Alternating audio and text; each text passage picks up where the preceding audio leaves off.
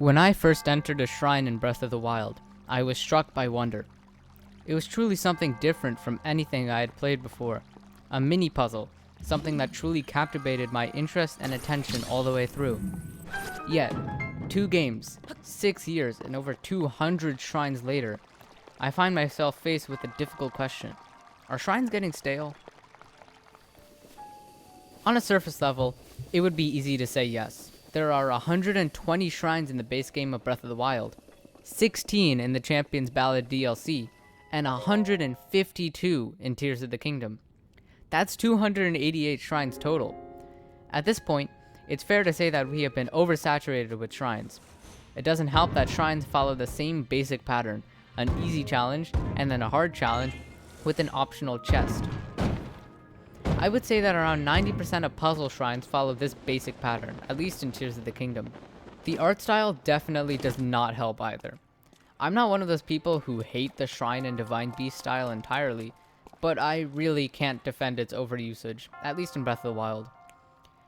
It's just so uninspiring with gray walls and brown, orange, and blue sprinkled in.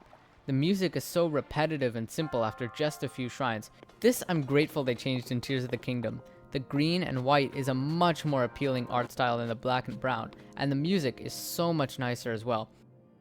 But it too suffers from having basically no variety except for some musical changes during combat tutorials and proving grounds.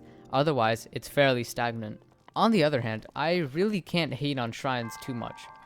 Every puzzle shrine is a unique challenge, and most importantly, they're fun. Each puzzle is fun to figure out, except for a couple of poorly designed ones, but those aren't very often. Whether it's cheesing the shrine or not, they're fun to come back to. Good puzzles are timeless, and shrines are full of them. My personal favorites are wind and electricity based puzzles. Those are never dull, even on repeat playthroughs. I don't dread entering good shrines, and in that regard, they're not stale at all. One major issue present in Breath of the Wild were the tests of strength. Now, contrary to popular opinion, I actually liked the tests of strength because they were a nice change of pace, but even I have to admit that they got old real quick. The proving grounds are, thankfully, a huge upgrade. I genuinely have no complaints. They're fun, challenging, and straight to the point. They're excellent. Regarding blessing shrines, they're suitable as long as they're used in the right places. And here's where I think they falter a bit. Having a blessing shrine on Eventide Island, for example, makes perfect sense.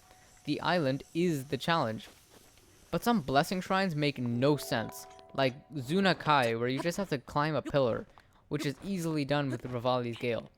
It's probably the most disappointed I have ever been with the shrine. It just weakens the credibility of blessing shrines, I suppose. Blessing shrines should only be used if the challenge to get to them would equal the challenge that you would find inside of a regular shrine. I think blessing shrines should be used much more sparingly, and then they would be much more satisfying.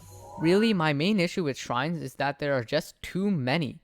So many shrines could be combined to make larger puzzle dungeons that would be so much more satisfying to complete. Here, let me show you how it can be done. My personal favorite shrine of all time is Shoraha, Blue Flame. I mentioned earlier that I liked wind and electricity puzzles, and this has neither. So how can it possibly be my favorite shrine? The reason is that it's complicated.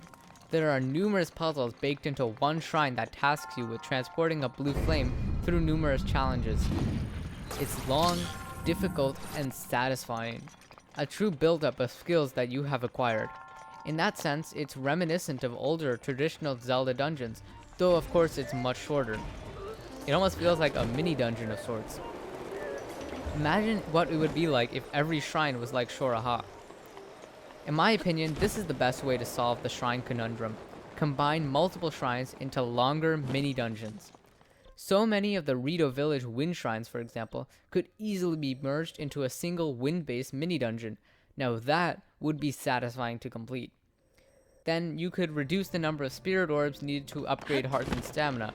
Maybe you only need to complete one mini dungeon to get a new heart or stamina vessel, or maybe make it 2 mini dungeons. Either way, it works. This would reduce much of the pointless bloat that plagues a lot of shrines and causes them to feel stale, as instead each mini dungeon would have its own theme. The problem that plagues so many shrines is that they are just too similar to one another. Even if they have a distinct puzzle, they're too related to make them distinct, which makes them feel old and stale without even having played them through. It would also make the divine beasts and temples less of a letdown, because they're the only real kind of long challenge dungeon in the game, and they're so bare bones that they just don't feel like real challenges.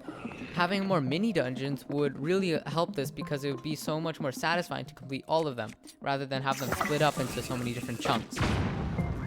I really do hope that in the next Zelda game, this idea is considered. So that would be perfect, but what do you think? Do you think shrines are stale, or do you think they're perfect as it is? Let me know in the comments down below. As always, if you enjoyed this video, leave a like and consider subscribing as well. Thanks, and I'll see you in the next one.